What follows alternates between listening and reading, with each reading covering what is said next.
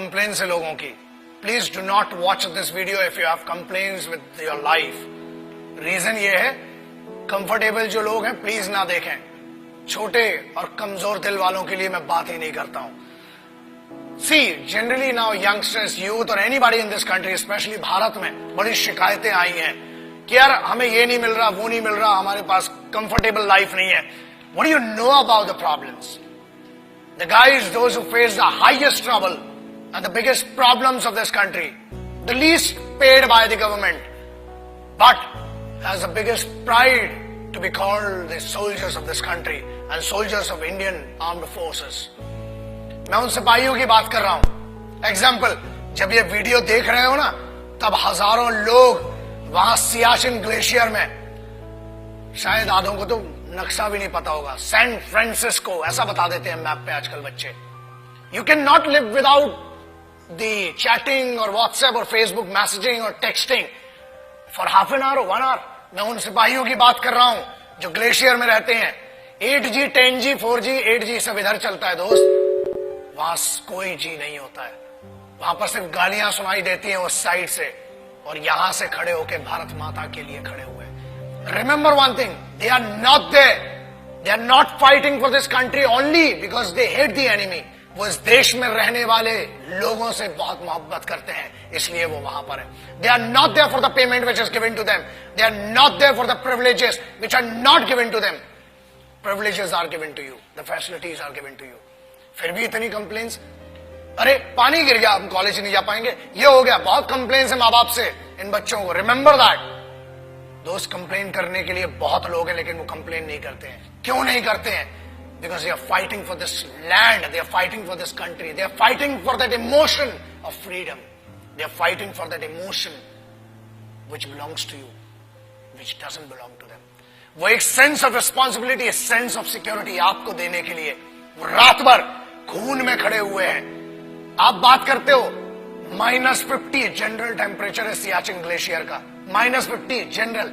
जब आप ये वीडियो देख रहे हैं, हजारों सिपाही आज भी अपने खून को सुखाकर वहां पर लड़ रहे हैं। They cock up their rifles, they write their last letters to their families, और उसके बाद एक दूसरे की नजरों में इसलिए देखते हैं कि मेरे यार ये नहीं पता कि कल मैं तेरे साथ बैठकर खाना खा पाऊंगा कि नहीं। बोलना तो बहुत दूर की बात सोचिए, आप सोच भी नहीं सकते किन कंडीशंस में वहां पर। And remember one thing, I'm not talking about the highest battleground of the country. I'm talking about the highest battleground in the world. This is the only place which is called the highest battleground in the world, and it is written in the history of the world wars. It is written in the history of warfares. जहां लोग श्वास नहीं ले सकते ना, लोग कहते हैं कि हमने 50 या 500 मीटर की दूरी पर या ऊंचाई पर लड़ा है।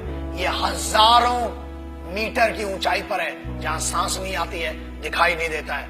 वहां पर भी वो सिर्फ जज्बा है जो जिंदा रखता है लड़ने के लिए और इस देश की रिस्पेक्ट के लिए।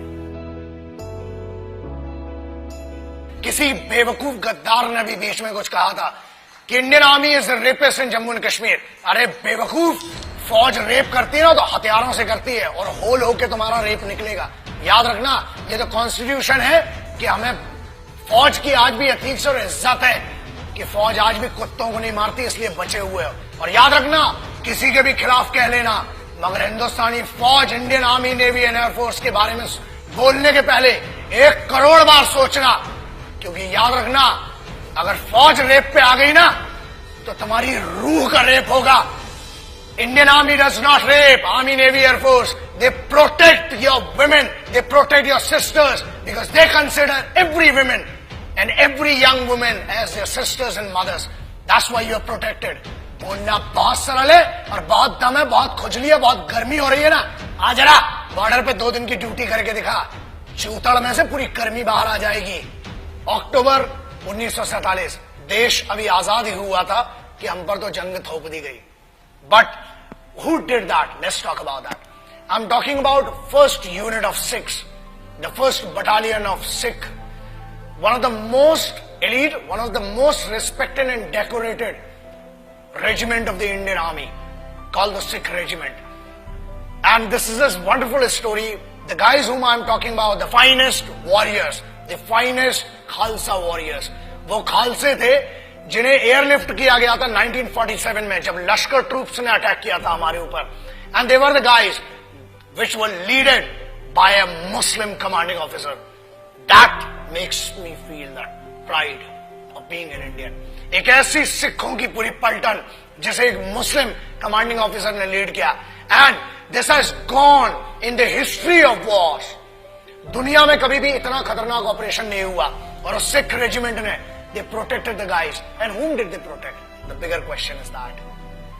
याद रखिए, फौज कभी ये नहीं पूछती, और ना ही उनने 1947 अक्टूबर में पूछा कि हम हिंदुओं को बचा रहे हैं कि मुसलमानों को, कि सिखों को, कि ईसाइयों को.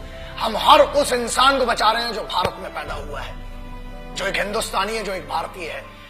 आई am talking about the organisation which in none of the cases can be called corrupt or can be called manipulated organization.